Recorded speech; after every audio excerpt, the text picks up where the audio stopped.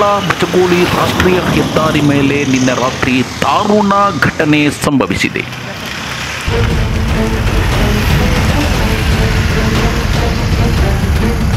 ಕಾರ್ಕಳದಿಂದ ದಾವಣಗೆರೆಗೆ ತೆರಳುತ್ತಿದ್ದ ದುರ್ಗಾಂಬ ಬಸ್ ಹೈವೇಯಲ್ಲಿ ವೇಗವಾಗಿ ಸಂಚರಿಸುತ್ತಿದ್ದ ಸಂದರ್ಭದಲ್ಲಿ ಅಪಘಾತಕ್ಕೊಳಗಾಗಿದೆ.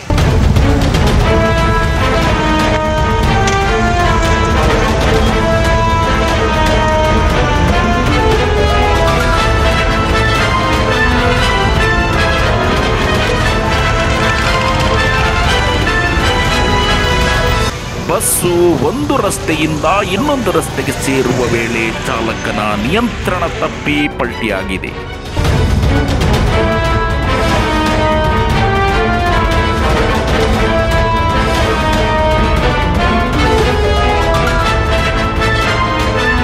ಈ ಅಪಘಾತದ ಸಮಯದಲ್ಲಿ ಬಸ್ಸಿನಲ್ಲಿ ಸುಮಾರು 15 ಮಂದಿ ಪ್ರಯಾಣಿಕರು ಇದ್ದರು ಎಂದು ತಿಳಿದು ಬಂದಿದೆ.